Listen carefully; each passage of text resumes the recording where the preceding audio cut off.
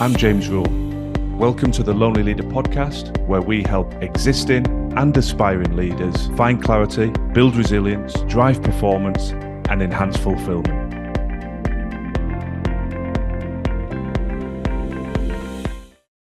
Welcome to the Lonely Leader podcast. I'm James Rule, and today we're going to be talking about accelerated learning and how mentorship can fuel your leadership journey.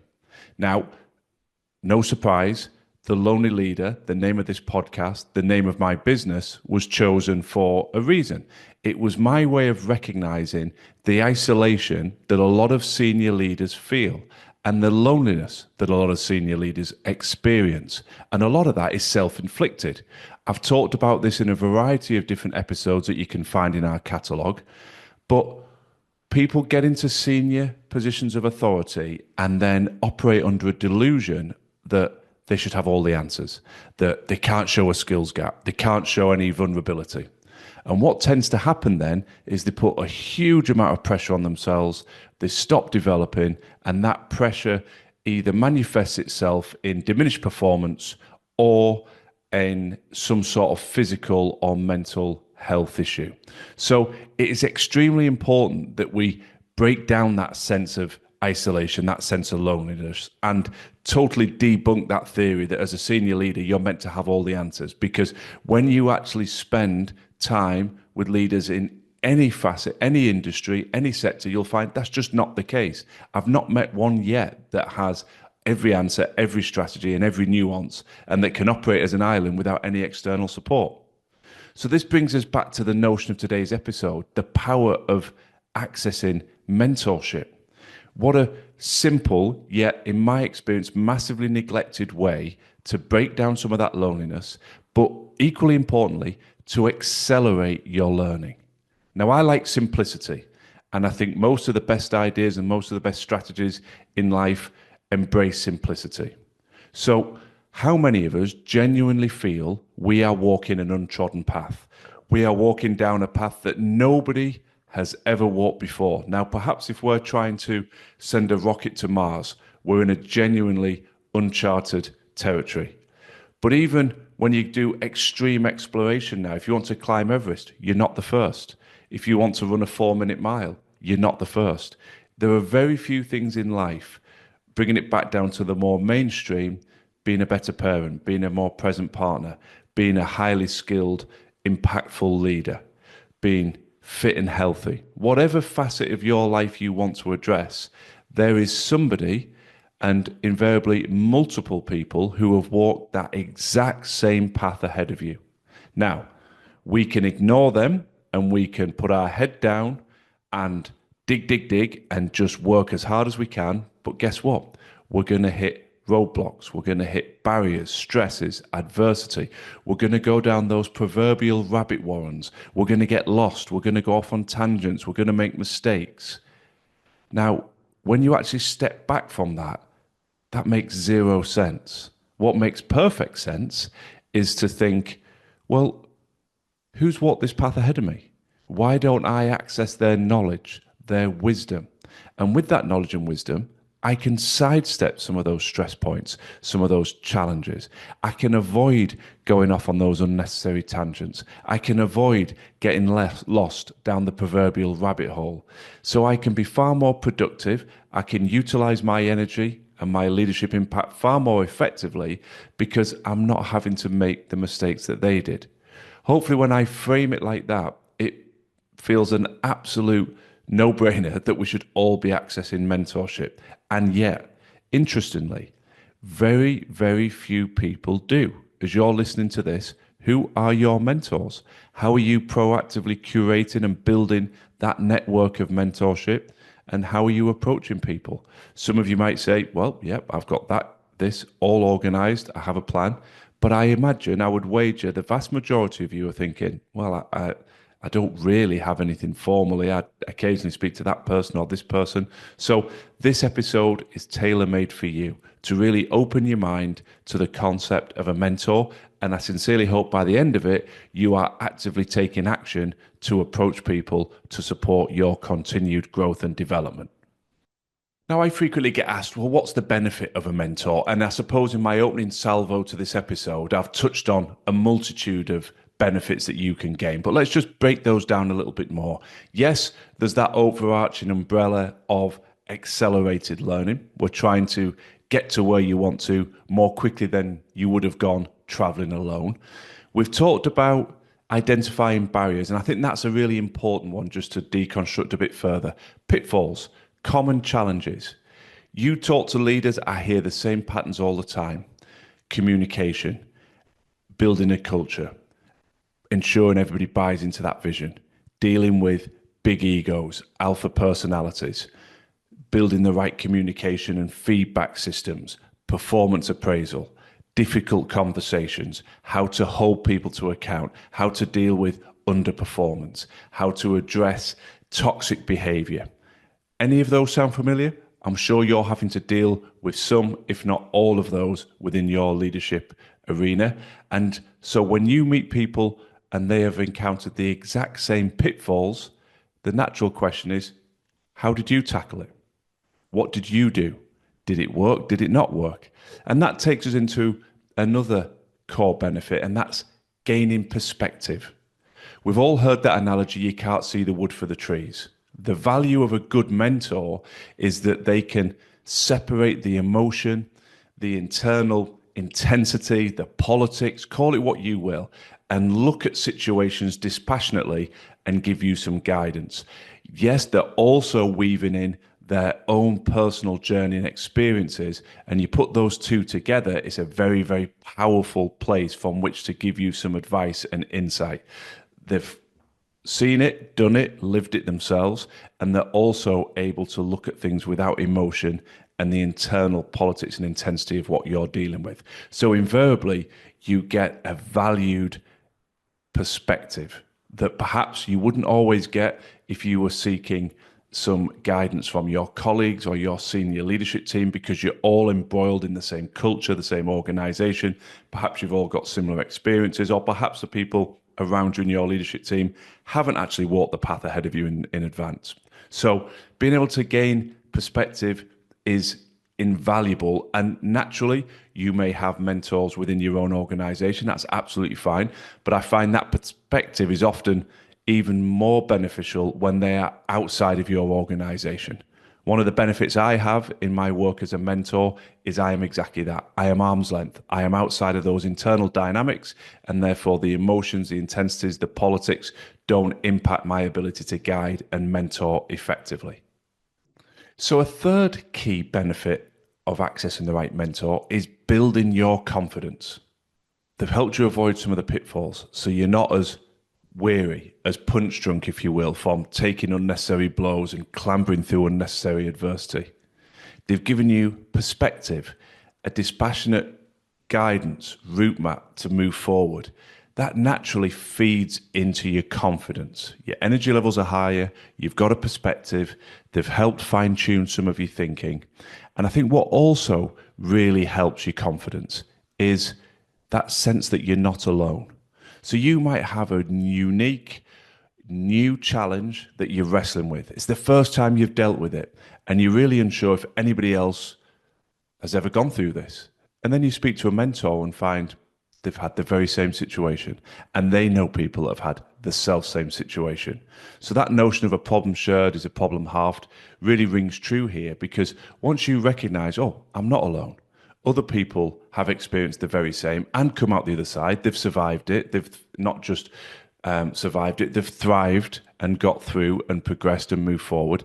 That naturally helps drive your confidence. And we all need confidence. If we're going to be decisive, if we're going to move forward, if we're going to lead, if we're going to truly optimize our performance, we need to be able to tap into our confidence. So when you're feeling a little bit of a wobble, when you feel a bit overwhelmed or a high level of stress, being able to quietly reach out to a mentor, take that guidance, gain that perspective, and embolden your confidence is invaluable to your leadership DNA and impact. Now, as you can probably sense, the benefits of finding the right mentor are almost limitless, but I'm trying to keep this a fairly concise list. If I picked out another core benefit, I would say the development of your network. Now, You may work with a particular mentor for many, many years. There might just be that perfect click, and you just find that you constantly are able to download and address issues, work through issues, access their knowledge and insight and wisdom, and it just feels right. Equally, there may come a point in that mentorship journey where you say, I've probably learned all I can and I'm ready for a change. And either option is absolutely fine. But what you often find is when somebody's really enjoyed working with you as a mentor, they will introduce you to other people in their network and therefore give you an access to another individual or potentially group of individuals who can continue to act as mentors. So it's an almost limitless number of doors being open for you, and that just keeps refreshing those insights, keeps accelerating your growth, keeps helping you avoid the pitfalls, find the shortcuts, and improve and enhance your leadership capabilities, your leadership ability. So it's not guaranteed, but when you strike up a rapport with a good mentor, in my experience, they will continue to want to support you by accessing and opening doors within their network. Is mentorship right for you then? Naturally, we're all very busy. We can all think, well, yeah, that sounds fine, James, but I'm not sure I really need it. I'm moving along quite nicely. I don't have time for this. I've got too many emails and too much on my to-do list. It's easy to convince ourselves that we don't have time. But as I've said in a multitude of episodes, I don't think there's a bigger priority than investing in our own growth and development. So I thought to help address that question, I would highlight some of the mentor-mentee relationships that I've seen repeatedly that will no doubt pique your interest and make you think, well, if it's good enough for them, it's probably good enough for me. So in no particular order, I look at Mark Zuckerberg and Steve Jobs. Obviously, a bit of an age differential. Mark Zuckerberg, when he was starting out, deliberately approached Steve Jobs and has gone on record many times about the impact he had on him as a mentor. Warren Buffett and Bill Gates. Again, same principle. Bill Gates reached out to Warren Buffett. That mentorship is something that he's repeatedly talked about and referenced how impactful it was on him in growing and developing as a person and developing Microsoft. If you step into the world of sports, there are so many examples of elite sportsmen and women talking about the power of mentors. In fact, I would go so far as to say it's far more established in sport than it probably is in industry. It's very much custom and practice that when you come into a sporting arena, that there are senior players that will put their arm around you, help guide you as a young player, as a rookie, and help you develop. And equally, there are a whole raft of coaches that are coaching and indeed mentoring you to get the best out of you. One of the ones you hear most regularly, somebody like Ronaldo, one of the most famous footballers in the world, talks about the impact Sir Alex Ferguson had on him as a coach, but also as a mentor. And that's a world that I used to be in that sporting arena. I really saw the impact of senior players who had been there, done that. Again, we go back to this notion of accelerated learning. They'd perhaps played for their countries. They'd won all manner of awards. They're in the last year or two of their career and really spending time with players that are 10, 12 years younger than them, just starting out on the journey, instilling them with advice and wisdom, both in terms of the physical and mental preparation and performance at the highest level. One other business example that stands out is Richard Branson and Sarah Blakely. She's one of the most successful female businesswomen, I think the first female billionaire, and she credits Richard Branson as being an impactful and powerful mentor for her in her career. So those examples you'll have heard before, no doubt, but I think it's important to frame that against, well, I don't have time. If you look at these phenomenally successful individuals, they took the time and continue to take the time to find mentors and to continue to access wisdom and insight to allow them to keep growing, to keep moving forwards and being more impactful in whatever field they want to lead in. As usual, within the podcast, I want to give you some actionable takeaways. Hopefully, I've piqued your interest now. You're considering about the concept of a mentor. You're reflecting on that and thinking, well, who can I approach? How do I go about it? Well, step number one is research and identify potential mentors. I think it's a simple place to start, but one that's easy to neglect. Look internally, look within the ecosystem of your organization. Perhaps you're in a very small organization. That list may be very small. Perhaps you're in a huge public sector or FTSE 100 business and you have an inordinate number of people that you could choose from. So start to think about, where do I want to have guidance? Where do I feel I have a blind spot or a weakness? Who do I know in that area that excels? In the area where I'm struggling, who do I know that is doing well in that area? Who do I know that's encountered the same challenges I'm dealing with now? Once you start to ask those questions, that list will become fine-tuned and you can start to think, right, that's the person I want to approach. And you don't have to approach everybody at once, and it's a fluid list, but keep that up to date. When you meet impressive people or introduced to impressive people, think, could I possibly approach them for mentorship in the future? Tip number 2, be bold in your approach. I find a number of clients whose number one barrier to actually getting involved in a mentor-mentee relationship is the fear of rejection, their inability to actually take action and approach somebody. The reality is there's never a perfect time and we're all super busy. And in our heads, we create a narrative, well, yeah, they're going to say no, or they're not going to want to help me. Let's not deal in our perception. Let's deal in reality. In my experience, and I can only talk with authority in my experience, and with every client I've worked with in recent years, they haven't received a no. Because you position things with respect and you are, in reality, pandering to somebody's ego. If you approach somebody with a simple premise that I have a huge amount of admiration and respect for what you have done and achieved in area X, I would really welcome an opportunity to meet for a coffee or to have a conversation over Zoom, Teams, etc., to ask a couple of questions that I think could really help my growth and development. When you position that to anybody, very few people will A, take offense, or not be moved sufficiently to say, well, that's very kind of you. Yes, we can have a conversation. Now, the only caveat I will give, and the only no you might get, is a no, not now.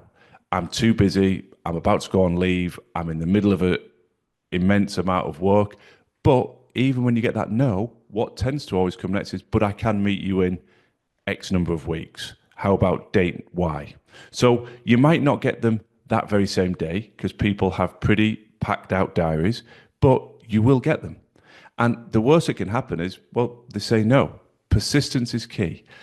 Find the people you want to approach and approach them. Don't just fixate on one, identify 2 or 3, throw that proverbial fishing line off the boat, cast that line, make contact, ask the questions. I guarantee at least one of them will say yes.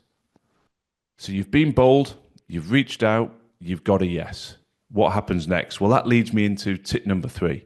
Prepare thoughtful questions. Everybody's busy. The more senior the person is that you've approached, the busier they're likely to be. And therefore, if they have shown the goodwill to give you some of their time, you need to respect that and you need to honor it with the right questions and demonstrate that you've given this some thought. You don't just want to wing it. You don't just want to walk in and say, tell me everything you know. Think about areas that you're struggling in. Think about areas that you know they have excelled in. You will find the right fit, but show that you have prepared. Bring some curiosity to the conversation. Ask them perhaps to go off piece and talk a little bit about some of the biggest challenges they've had, what they would have done differently if they had the time again. You may, as we said earlier in the episode, want to raise a specific focus dealing with an underperforming alpha personality, or managing a friend, or dealing with a particular challenge, a particular cultural challenge within the organization, whatever feels right to you. That ability to show that I've prepared, that you're bringing some curiosity to the conversation, that will make it enjoyable for the mentor as well. They'll feel as though they're getting something out of it. They feel a sense that they're really helping you. And like anything in life, when somebody's prepared and really focused, then you get the best out of each other. They will give you far better answers, which will lead to further questions, and so the relationship evolves. The next tip I encourage you to embrace is being open to feedback. Now, when you get the right rapport, you find the right mentor, they are there to facilitate your growth and development. So it stands to reason they're going to give you perspective, as we said earlier, but they're also going to give you feedback. Some of that may be positive, some of that may be constructive, but they will get to know you. They will get an insight into who you really are. They may be closer to you than anybody else in your professional circle. Depends how open you are with your feedback to them. It depends how long you work together. But the closer they get, the higher the likelihood they're going to at some point offer you feedback that at first instance you might not like. You might take offense. But you can't become defensive. You have to recognize this person genuinely wants the best from me. This person has genuinely walked the path I wish to travel on. You approach them because you respect them. Now you need to be able to respect the feedback they give you, good and bad, and embrace it so that you can make changes and enhance your future performance. And this takes me into my next tip: reflect on your learnings. Now, I wish everybody a long and distinguished leadership career. The longer it goes on, the more people you're going to meet, the more wisdom you're going to access, and it's easy for certain things to drift to the back of our memory bank. So having your own book of growth and development, your own journal, whatever you want to call it, your own mentorship diary, where you can just take notes and download some of the insights you get. Some of them will be deeply imprinted into your brain very quickly. Perhaps you don't need to write them down, but there'll be all sorts of nuance and situations. And if you really embrace mentorship, you may work with a number of mentors throughout your career. So having that sort of record of wisdom, I think, is a really powerful reference tool to allow you to keep accessing it one year to the next, and indeed perhaps through decades of your career. Now, every mentor-mentee relationship is just that. It's a relationship. The more you invest in it, the more it will grow. So I would always encourage you, as an additional tip, to follow up and stay engaged. You will have those face-to-face moments. You'll have those predetermined sessions together. But when your mentor gives you some advice or an insight, follow up, show gratitude. If you implement something they suggest, drop them a line, write them a note, whatever feels most appropriate, and keep them up to speed with what you're doing. The more engaged you stay with them, the more productive your sort of formal sessions, if you will, when you come together will be. And the more inclined they will be to continue to support and give you access to their wisdom and insights if they feel that you are truly embracing what they're sharing and you are actively implementing it. So I'm not saying you overwhelm your mentor, but just a little update here and there will go a long way to deepening and strengthening that relationship and extending the longevity of that relationship. When the mentor sees you're invested, they're more likely to continue to want to invest in you. And my final tip, or request if you will, is pay it forward. You will get a huge amount from your mentor. And when you choose the right one, you will find that you are continually looking for the next, because you will see the richness and the growth and the wonderful insights that you're given. So if you've experienced that, now start to think about, well, who can I mentor? Make yourself available. Let it be known within your organization that you're going to give up some of your time to help mentor. Ask people to make expressions of interest, because going back to our earlier point, there'll be people who have thought about approaching you, but just like you perhaps have been in the past, are too nervous, too apprehensive, create a narrative that, well, they won't say yes. And this ties back into that little book of growth, those diary of reflections, if you will, because you will be able to reflect and access all the wisdom you've been given through the years, weave in your own particular journey, your own experiences, and create a very, very rich and powerful resource from which to draw and support people coming behind you. And I just think the world of business would be so much more enjoyable. Everybody would win if the mentor-mentee relationship was truly embraced. If every organization you went into, people were encouraged to engage mentors from within the ecosystem, encouraged to engage mentors from outside, and it became a rite of passage that as you accessed, you were also looking to pay it forward, pass it on to people coming behind you. And that change can start with you. So, as we always say, these episodes are designed to prompt reflection. The inspiration for these episodes comes from the feedback that I get from you, the listeners, from my clients, many of whom are naturally also listeners of the podcast. And I see this barrier that doesn't need to exist, this fear of, well, I can't approach somebody. Be bold. Don't just ask somebody next door to you in the cubicle across the way. Look to the very higher echelons of your organization. Think about who your network knows. Somebody in another organization, you don't know them personally, but you know somebody that works with them. Be bold. Make those requests. Life is not a dress rehearsal. Work is a huge part of where we spend a huge proportion of our lives. Why not access every possible opportunity to accelerate our growth and enrich our knowledge and enhance our ability to lead with impact? Mentorship is that untapped resource for me. It's all around you. It's hidden in plain sight. So I encourage you to make that list, be bold, make those approaches, and I would dearly love for your feedback to ripple back to me through whatever channel feels most appropriate, through email, through LinkedIn DMs, to let me know how that journey's going. It always gives me a deep sense of fulfillment when I hear from people saying, I didn't think I'd get a yes. I reached out, I did get a yes, and it's made a real difference. And of course, if you're interested in exploring coaching and mentoring with me as an individual, then you can reach out through all the various connections that are available in the show notes. I would dearly love to explore how I may be able to explore helping you and supporting you on your leadership journey. Wishing you the best of luck. Thanks for listening to the Lonely Leader podcast. I'd be very grateful if you could share and follow if the content resonates. And if you're looking for additional free resource to support your continued growth and development, then please do check out our social media and website details in the show notes. Remember, quality leadership on the outside must always start within.